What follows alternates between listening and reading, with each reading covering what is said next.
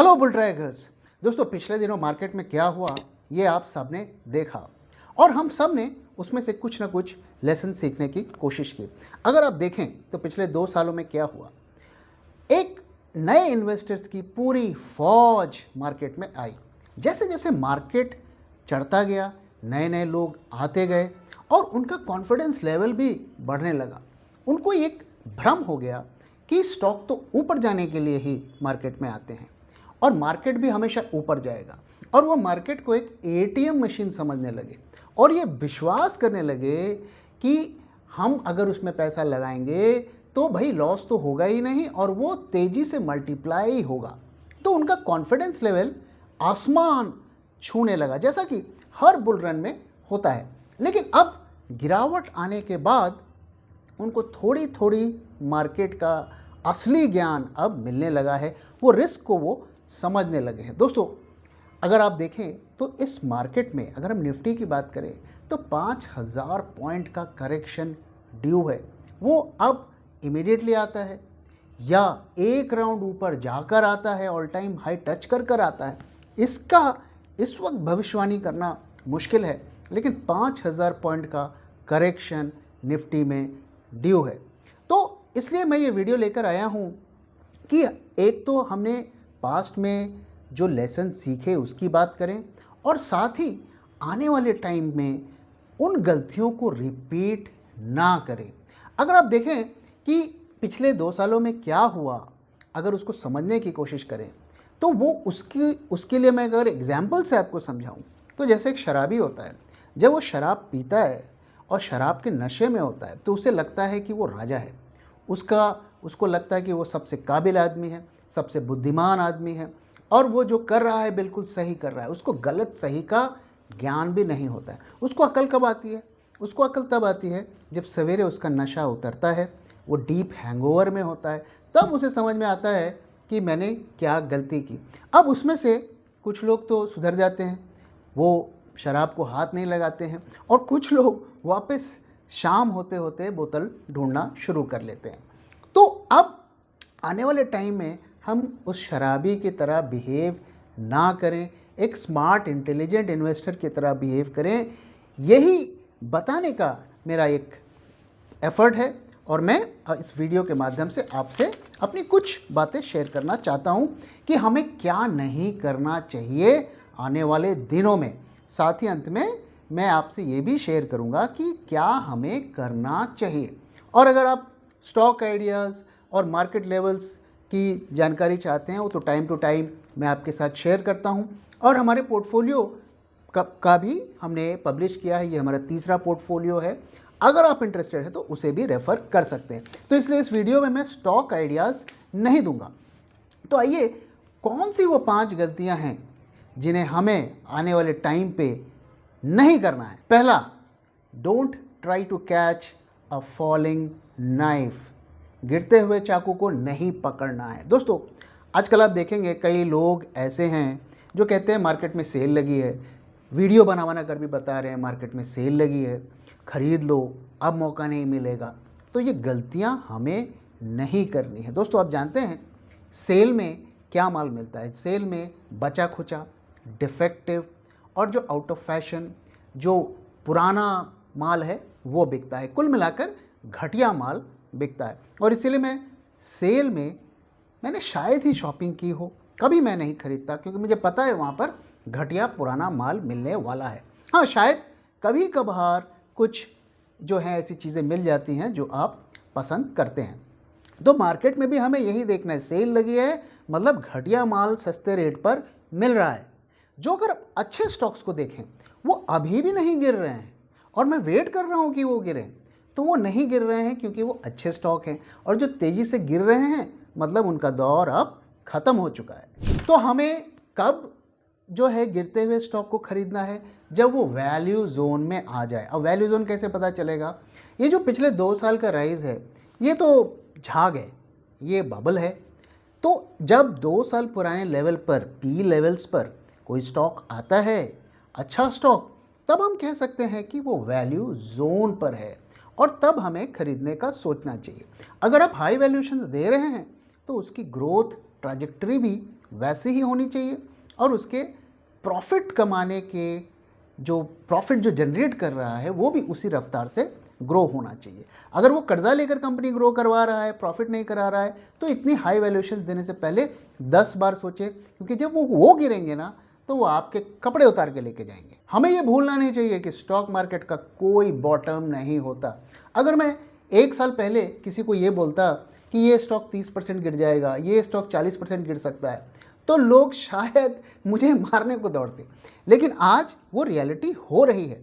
तो bull market में ऐसा लगता है कि अब ये स्टॉक नहीं गिरेगा, अब ये मार्केट नहीं गिरेगा, लेकिन मार्केट का कोई बॉटम नहीं होता है। आप ये स्पेकुलेशन छोड़ दीजिए कि मार्केट इससे ज़्यादा नहीं गिरेगा, स्टॉक इससे ज़्यादा नहीं गिरेगा, ये इससे ज़्यादा तो गिरेगा ही नहीं, ये सब सोचना बंद कर दीजिए। मार्केट में कोई बॉटम नहीं होता है। आपके स्टॉक जो है 70, 80, 90% तक गिर सकते हैं। कुछ साल पहले की बात बताता हूँ, टाटा मोटर्स, टाटा ग्रुप का स्टॉक 500 रुपये का स्टॉक 60 रुपये हो गया था। कैन यू बिलीव दैट कि एक टाटा ग्रुप की कंपनी, टाटा मोटर्स जैसी कंपनी, उसका स्टॉक 60 रुपये तक आ गया था। तो ये मार्केट में कुछ भी पॉसिबल होता है। दूसरी गलती जो हमें नहीं करनी है वो ये है कि don't average too soon. Averaging करने में जल्दीबाजी नहीं करनी। ज़्यादातर लोग क्या होता है, स्टॉक खरीदे, उन्होंने बुल रन में, अब गिरा, उनके स्टॉक लॉस में आ गया, तो उन्हें लगता है मैं जल्दी से जाके एवरेजिंग कर लेता हूँ और इसका फ़ायदा उठा लेता हूँ क्योंकि मार्केट तो रिकवर कर जाएगा। अब आपने क्वांटिटी भी बढ़ा ली। अब अगर इससे ज़्यादा स्टॉक गिरता है तो क्या होगा, आपके और लॉसेस बढ़ेंगे क्योंकि क्वांटिटी आपने बढ़ा ली। तो इसलिए एवरेजिंग करने में बहुत हड़बड़ी नहीं करनी चाहिए। 3-4% के फॉल में एवरेजिंग नहीं करनी चाहिए। और कैसे करनी चाहिए वो मैं आगे वीडियो में बताऊंगा, और पहले भी मैंने आपके साथ वो फार्मूला शेयर किया है। कई लोग सिप्स पसंद करते हैं, वो करते हैं, ठीक है, मैं इसके बारे में कुछ नहीं कहना चाहता, लेकिन मैं बहुत बड़ा फ़ैन सिप्स का नहीं हूँ। मैं अपने हिसाब से जब स्टॉक के सही लेवल मिले तब खरीदना चाहता हूँ। मैं हर किसी लेवल पर स्टॉक नहीं खरीदना चाहता हूँ जस्ट बिकॉज मुझे अपने पैसे सेव करने हैं या कहीं लगाने हैं। तीसरी गलती जो हमें नहीं करनी है, बहुत से लोग मार्केट को ये सोचते हैं एटीएम मशीन या फिक्स डिपॉजिट की तरह, आज लगा लेता हूँ 2 साल बाद तो 30% बढ़ जाएगा, मैं निकाल लूँगा और यूज़ कर लूँगा। लेकिन ऐसा नहीं होता है। अब अगर आपने 1 साल पहले मार्केट में लगाया, आपके पोर्टफोलियो लॉस में आ गया होगा। अब अगले 3 साल तक अगर टाइम करेक्शन हो जाए या बाजार गिरता रहे, आपका पैसा तो फंस गया, आप लॉस में हो, निकाल भी नहीं पाओगे। तो आपकी जो ज़रूरत है, जो आपके प्लान्ड, जो आपने किया है अपने फाइनेंसेस को कि मुझे 2 साल पहले निकाल कर यहाँ लगाना है, वो आप नहीं कर पाओगे, पैसा आपका फंस गया। अब वो कब रिकवर होगा नहीं पता, हो सकता है आपको लॉस में बेचना पड़े। इसलिए मार्केट में वही पैसा लगाइए जो अगले कम से कम 5 साल तक आपको ज़रूरत नहीं है। अगर 1-2 साल के बाद आपको पैसे की ज़रूरत पड़ती है तो किसी हालत में ना लगें। मैंने आपके साथ पिछले वीडियो में एक शेयर भी किया कि हमारे एक व्यूअर हैं, सीनियर पोजीशन पर हैं, और उन्होंने लिखा कि उन्होंने पीएफ से एडवांस लेकर मार्केट में पैसे लगाए और अब 1 साल बाद वो रिटायर हो रहे हैं और उनकी धुकधुकी हो रही है कि क्या करें। वो कह रहे हैं मेरा ब्लड प्रेशर बढ़ रहा है। तो ऐसी गलतियां ना करें। जो उन्होंने मुझसे शेयर किया वो मैं आपके साथ शेयर कर रहा हूँ, और इसलिए नहीं कि मैं उनका मजाक उड़ाना चाहता हूँ, बल्कि इसलिए कि जो लेसन उन्होंने हमें सिखाया मैं अपने व्यूअर्स को भी वो दूं। चौथी गलती जो हमें नहीं करनी है वो ये कि डोंट चेज फॉलन हीरोज़। दोस्तों, जो हर बुल रन में अगर आप देखें कुछ हीरो स्टॉक्स होते हैं, कुछ हीरो सेक्टर्स होते हैं, और उन हीरो सेक्टर्स के हर स्टॉक हीरो स्टॉक बन जाता है कि भाई ये सेक्टर चल रहा है तो हर एरू गैरू नत्थु खैरू स्टॉक उसमें चलेगा। हमने ये पैटर्न हर बुल रन में देखा, आज से नहीं, पिछले 50, 60, 70 सालों से हम देख रहे हैं। तो जैसे 2000 में .com स्टॉक्स जो थे वो हीरो सेक्टर, और उनके सारे सेक्टर के स्टॉक्स हीरो स्टॉक्स बन गए थे। 2008 में अगर हमने देखें तो रियल्टी के स्टॉक्स जो हैं वो सारे हीरो बन गए थे, फिनेंस के सारे स्टॉक हीरो बन गए थे। और अगर इस रैली को देखें तो इसमें पीएसयू स्टॉक्स, शिपिंग स्टॉक्स जो हैं ये हीरो बन गए थे।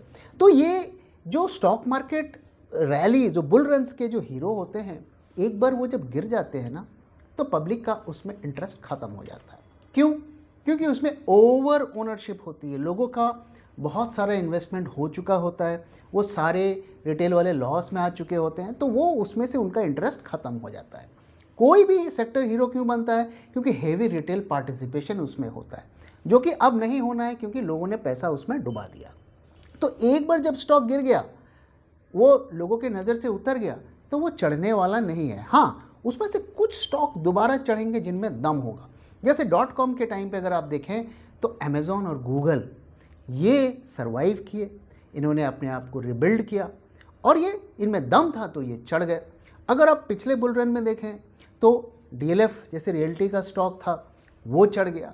तो ऐसे अगर आप पिछले 50-60 सालों में देखेंगे, बहुत से ऐसे सेक्टर्स जो हीरो सेक्टर्स थे वो एक बार चले फिर दोबारा नहीं चले। तो उनमें से जो रीसेंट टाइम के कुछ सेक्टर्स हैं वो मैं आपके साथ शेयर करता हूं। जैसे आप देखिए एयरलाइंस, रियल्टी, एडटेक, तो ये वो सेक्टर्स थे जो चले लेकिन दोबारा नहीं चले। उसमें से कुछ गिने चुने स्टॉक शायद आज दोबारा से रिकवर करने की कोशिश कर रहे हैं। और जो पांचवी गलती जो हमें नहीं करना है वो है stay away from popular stocks. दोस्तों, हम सब सोशल लोग हैं, हम समाज में रहते हैं और हमारे अंदर एक कैरेक्टरिस्टिक है कि हम ग्रुप में रहना चाहते हैं। हम किसी व्हाट्सएप ग्रुप का पार्ट होना चाहते हैं, हम किसी सोसाइटी का पार्ट होना चाहते हैं। तो जब हम इन्वेस्ट करते हैं वहाँ पर भी हमें ग्रुप का पार्ट बनना चाहते हैं, यानी कि मैं उस स्टॉक में पैसे लगाऊंगा जिसमें सब लगा रहे हैं।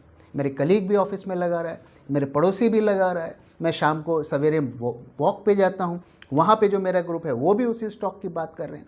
तो मुझे एक कंफर्ट का फीलिंग मिलता है कि मैं ही अकेला ये गलती नहीं कर रहा हूँ, बाकी सारे लोग गलती कर रहे हैं।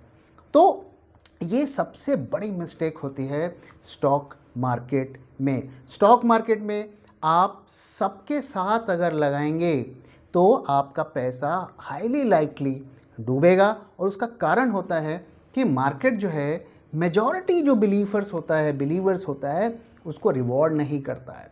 जो कम लोग जिस पर बिलीव करते हैं उसी को रिवॉर्ड करता है। उसका कारण है कि 95% लोग जो हैं मार्केट में पैसे को लूज़ करते हैं। मैं आपसे एक एग्जांपल शेयर करता हूं। बहुत साल पहले जब मैं नया मार्केट में आया था, उस वक्त इन्वेस्टर रिपोर्ट्स बिकती थी, मैं उनको सब्सक्राइब करता था।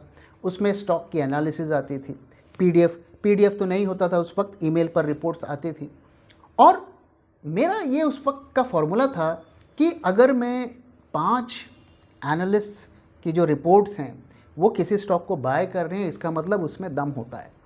लेकिन मैंने बहुत जल्दी लेसन सीख लिया कि जिसको हर कोई सही बोल रहा है वो स्टॉक जो है लॉस देता है, क्योंकि उसमें मैंने कई बार नोट किया कि वो स्टॉक्स लॉस ही देते हैं। इसके कई कारण हैं, फंडामेंटल रीजंस हैं जिसकी वजह से ऐसा होता है। तो जब भी आप देखेंगे कि वो स्टॉक्स जिनके ऊपर वीडियोस बनाए जा रहे हैं, हर कोई बोल रहा है ये स्टॉक तो चढ़ेगा ही चढ़ेगा, और आप देख भी रहे हैं वो स्टॉक चढ़ रहा है, तो वहाँ पर सावधान होने की ज़रूरत है। वो कुछ टाइम तक चढ़ेगा क्योंकि उसे और लोगों को फंसाना है, लेकिन जब वो गिरेगा ना तो ऐसा गिरेगा कि वो फिर कहते हैं ना, देयर इज़ नो टुमारो। तो दोस्तों, ये तो वो 5 गलतियाँ थीं जो हमें अवॉइड करना है आने वाले टाइम में। अब आगे करना क्या है, मैं बार बार आपके साथ शेयर करता हूँ कि आगे हमें क्या करना है। तो हमें क्वालिटी स्टॉक्स को सही वैल्यूएशंस पर लेना है, और मैंने कुछ चीज़ें आपके साथ शेयर की कि कैसे हम पता करें कि कौन से सेक्टर अच्छे हैं और कौन से स्टॉक सही वैल्यूएशंस पर हैं, और उनको आइडेंटिफाई करके रखना है और उनको खरीदने में जल्दीबाजी नहीं करनी है। हमें कम से कम 50%, अगर लार्ज कैप स्टॉक है तो 50% फॉल के लिए तैयार रहना चाहिए, और अगर मिड कैप स्मॉल कैप है तो 70 to 80% फॉल के लिए तैयार रहना चाहिए। क्योंकि जब मार्केट गिरता है तो ये स्टॉक्स इतने गिर जाते हैं, और इतने फॉल के लिए जब आप तैयार रहेंगे तभी आप उन स्टॉक्स को सही रेट पर एक्वायर कर पाएंगे और इस बेयर साइकिल से उबर पाएंगे। अगर आपने बहुत पहले एंट्री कर ली, सारे पैसे ख़त्म कर लिए, तो अगर वो नीचे आएगा ना, शायद इसके बाद 5-6 साल लग जाएंगे उससे उबरने में।